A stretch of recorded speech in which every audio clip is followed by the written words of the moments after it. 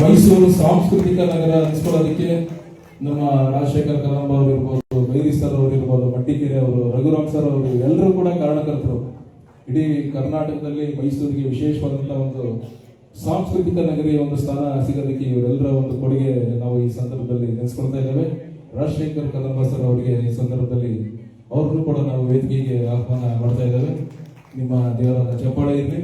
9:30ವರೆಗೂ ಕಾರ್ಯಕ್ರಮ ನಿರಂತರವಾಗಿ ತುಂಬಾ ವಿಭಿನ್ನವಾದಂತಹ ಇನ್ನು ಇಂಗ್ಲಿಷ್, ಹಿಂದಿ, ತೆಲುಗು, ತಮಿಳು ಗೀತೆಗಳೆಲ್ಲ ಹಾಡ್ತಾ ಇದ್ದೇವೆ.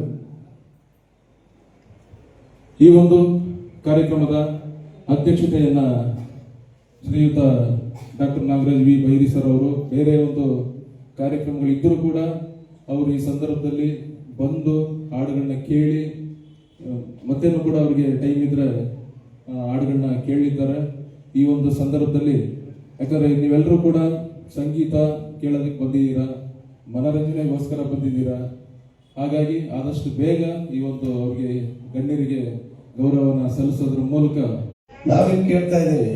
ಬೇರೆ ಕಡೆ ಕೂಡ ಅಮೆರಿಕದಲ್ಲಿ ನಮ್ಮ ಕನ್ನಡ, ಹಿಂದಿ, ತಮಿಳು ಅಲ್ಲೂ ಕೂಡ ಮಾಡ್ತಾರೆ. ಆಸ್ಟ್ರೇಲಿಯಾದಲ್ಲಿ ಇರ್ಬೋದು. ಈವನ್ ಪಾಕಿಸ್ತಾನದಲ್ಲಿ ಹಿಂದಿ ಪಿಕ್ಚರ್ ಫೇಮಸ್ ಆದಂಗೆ ಅಲ್ಲಿ ಭಾಷೆ ಅಂದರೆ ಹೇಳುತ್ತೆ ಎಲ್ಲದಕ್ಕಿಂತ ಮಿಗಿಲಾಗಿರೋದು ಸಂಗೀತ ಅಂತೇಳಿ.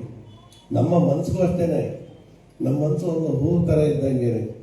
ಆ ಹೂ ಬೆಳೆಯುವಂಥ ಗಿಡಕ್ಕೆ ಪೋಷಣೆ ಅಂತಂತಂದರೆ ನಮ್ಮ ಒಂದು ರೀತಿ ಅದಕ್ಕೆ ಹೇಗೆ ನಾವು ಆಹಾರ ಹಾಕ್ತೀವೋ ಅದೇ ರೀತಿ ನಮ್ಮ ಮನಸ್ಸಿಗೂ ಕೂಡ ನಮ್ಮ ಮೆದುಳು ಚೆನ್ನಾಗಿರ್ಬೇಕಾದ್ರೆ ನಾವು ಆಕ್ಸಿಜನ್ನು ಮತ್ತು ಪ್ರೋಟೀನ್ ಬೇಕು. ಅವೆರಡೇ ಇದ್ರೆ ಆಯ್ತಾ? ಆಗಲ್ಲ. ನಿಮ್ಮ ಮನಸ್ಸು ಸರಿಯಾಗಿ ಬ್ಯಾಲೆನ್ಸ್ ಆಗಿ ಸ್ಥಿತಿವಂತರಾಗಿ ಜೊತೆಗೆ ಸ್ಥಿರತೆಯಿಂದ ವರ್ತನೆ ಮಾಡಬೇಕಾದ್ರೆ, ತಾಳ್ಮೆ ಹೆಚ್ಚಾಗಬೇಕಾದ್ರೆ ಸಂಗೀತ ಬೇಕು. ನೀವು ಎಷ್ಟು ಸಂಗೀತ ಕೇಳ್ತೀರೋ ಅಷ್ಟೇ ನಿಮ್ಮ ವ್ಯಕ್ತಿತ್ವ ಬಹಳ ಚೆನ್ನಾಗಾಗುತ್ತೆ. ಜನರ ಜೊತೆ ಚೆನ್ನಾಗಿರೋಕ್ಕೆ ನೀವು ಪ್ರಯತ್ನ ಪಡ್ತೀರಾ, ಸ್ನೇಹಶೀಲರಾಗ್ತೀರಾ.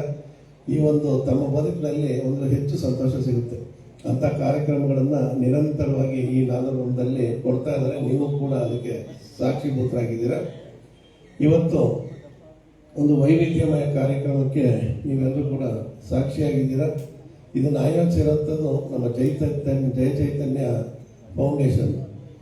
ಈ ಜನಚೈತನ್ಯ ಫೌಂಡೇಶನ್ನು, ಈ ಫೌಂಡೇಶನ್ನು ಸಮಾಜಮುಖಿ ಕಾರ್ಯಕ್ರಮಗಳಲ್ಲಿ, ಮನರಂಜನೆ ಕಾರ್ಯಕ್ರಮಗಳಲ್ಲಿ, ಶೈಕ್ಷಣಿಕ ವಲಯದಲ್ಲಿ ಹೆಚ್ಚಾಗಿ ಗುರುತಿಸಿಕೊಂಡು ಒಂದು ಸಮಾಜ ಸೇವೆ ಮಾಡ್ತಾ ಇದೆ.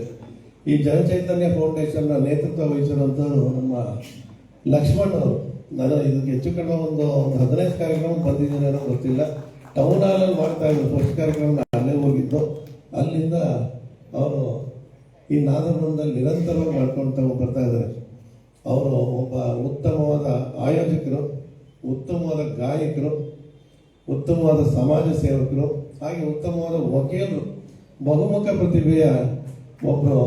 ಬಹಳ ಚೆನ್ನಾಗಿ ನಮ್ಮ ಮೊಹಮ್ಮದ್ ರಫಿ ಇರ್ಬೋದು, ಕಿಶೋರ್ ಕುಮಾರ್ ಅವರು ಇರ್ಬೋದು, ಹಾಗೆ ಬಾಲಸುಬ್ರಹ್ಮಣ್ಯ, ಎಸ್. ಬಾಲಸುಬ್ರಹ್ಮಣ್ಯಂ, ಲತಾ ಮಂಗೇಶ್ಕರ್, ಎಲ್ಲರ ಒಂದು ರಾಜ್ಕುಮಾರ್, ಪಿ.ವಿ. ಶ್ರೀನಿವಾಸ್ ಎಲ್ಲರ ಹಾಡನ್ನು ಕೂಡ ನಿಮ್ಮ ಮನಸ್ಸನ್ನು ತರಿಸಲಿಕ್ಕೆ ಇವತ್ತು ಯಶಸ್ವಿಯಾಗಿದ್ದಾರೆ ಅಂತ ನಾನಂತೂ ಭಾವಿಸ್ತಾ, ಅವರ ಇಂಥ ಕಾರ್ಯಕ್ರಮಗಳು, ವೈವಿಧ್ಯಮಯ ಕಾರ್ಯಕ್ರಮಗಳು ಇನ್ನೂ ಹೆಚ್ಚಾಗಿ ನಡೀತಾ ಇದೆ. ನಿಮ್ಮ ಪ್ರಯತ್ನಗಳು ಹೀಗೆ ಆಗಿ ಜನಮಾನಸದಲ್ಲಿ ನಿಮ್ಮ ಒಂದು ಅಚ್ಚನ್ನು ಒತ್ತಿ ಅಂತ ಹೇಳ್ತಾ ಮತ್ತೊಮ್ಮೆ ತಮಗೆ ಶುಭಾಶಯಗಳನ್ನ ತಿಳಿಸಿ ನನ್ನ ಮಾತು ನಿರ್ಮಿಸ್ತೀನಿ. ನಮಸ್ಕಾರ.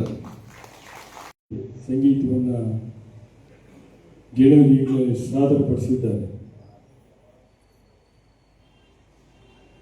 ವೃತ್ತಿ ಗಾಯಕರಿಗಿಂತಲೂ ಅತ್ಯಂತ ಸುಂದರವಾಗಿ, ಅತ್ಯಂತ ಮಧುರವಾಗಿ ಎಲ್ಲ ಹವ್ಯಾಸಿ ಗಾಯಕರು ತುಂಬ ಚೆನ್ನಾಗಿ ಈ ಹಾಡನ್ನು ಕಟ್ಟಿಕೊಡುವಂಥ ಕೆಲಸವನ್ನು ಮಾಡಿದ್ದಾರೆ. ನನಗೆ ಅನ್ನಿಸ್ತಾ ಇತ್ತು, ಹಿಂದೆ ಏನಾದರೂ ಬ್ಯಾಕ್ಗ್ರೌಂಡಲ್ಲಿ ಬೇರೆ ಯಾರು ಹಾಡ್ತಾ ಇದ್ದಾರೆ ಅಂತೀನಿ. ಅವರೆಲ್ಲ ನಾನು ನೋಡ್ತಾ ಇರ್ತೇನೆ ಎಲ್ಲ ಹಾಡುಗಳನ್ನು. ಇವರು ಹಾಡ್ತಾ ಇದ್ದಾರೆ ಅಂತ ನನಗೆ ಸೋಜಿಗೆ ಆಯಿತು ಕೆಲವು ಸಾರಿ.